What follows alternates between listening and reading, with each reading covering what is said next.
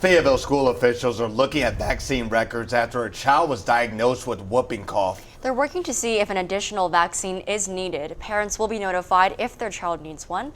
Whooping cough is a highly contagious respiratory infection.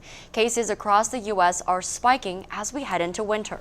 The CDC reports there have been more than 25,000 whooping cough cases in the U.S. this year. Weekly cases have slowed throughout the year, but cases are still up compared to the years just before the pandemic.